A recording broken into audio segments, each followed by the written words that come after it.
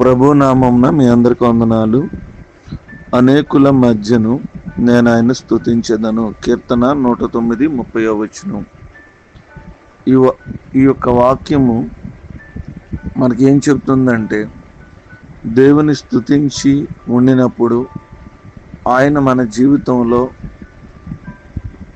మహిమను చూపిస్తాడు. అనేకమైన కార్యాలు మన పట్ల చేస్తాడు. కష్టాల మధ్యలో కూడా ఆయనను స్తుతించిన వారిని దేవుడు ఎప్పటికీ నిర్లక్ష్యం చేయడు. కష్టాల మధ్యలో దేవుణ్ణి స్తుతించింది యోబు యొక్క జీవితం నుంచి మనం చూడగలుగుతున్నాం. ఆయనకు మనం న్యాయం చేసి మన శత్రువుల ఎదుట గౌరవాన్ని కలిగిస్తాడు. ఎక్కడైతే నీ జీవితంలో చులకన చేయబడతావో, అవమానపరచబడతావో, అక్కడ దేవుడు నీకు గౌరవాన్ని ఇస్తాడు. మన స్తుతి ఆయనకు మహిమను తెస్తుంది. మన జీవితంలో గొప్ప విజయాన్ని తీసుకొచ్చి మరియు శాంతిని తీసుకువస్తుంది. మనకున్న వాగ్దానం, నన్ను స్తుతించు, నేను నీకు సమాధానాన్ని, విజయాన్ని ఇస్తాను, గౌరవాన్ని అనేకుల ముందు ప్రసాదిస్తాను అని ప్రభువు చెప్తున్నాడు.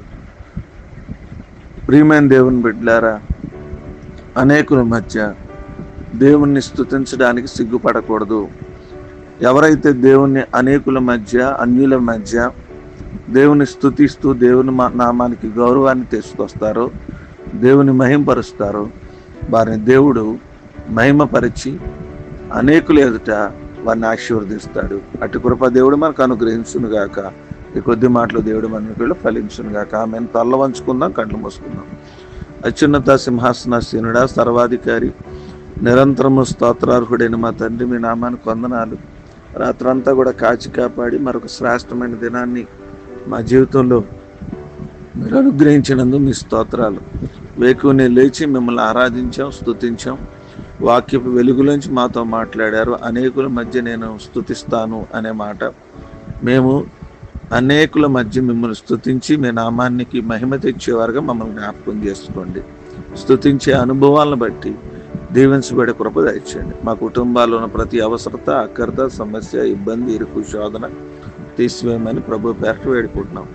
జన్మదినాలు, వివాహ దినాలు, ప్రయాణాలు, అవసరతలు, అక్కరతలు, అనారోగ్యంలో ఉన్నవారు ప్రతి ఒక్కరిని కూడా పేరు పేరున మీ చేతులకు అప్పగిస్తున్నాం. ఈ దినదీవులతో మమ్మలను, మా కుటుంబాలను నడిపించి మీ నామాన్ని మహింపరచుకుని మా ప్రతి అవస్థలో మీ కృప చూపించమని ఈ ప్రార్థన మా ప్రభువును రక్షకుడైన యేసుక్రీస్తు వారి అతి పరిశుద్ధమైన నామమును బట్టి వినయముగా అడిగి వేడుకొనుచున్నాము మా పరమ తండ్రి. ఆమేన్.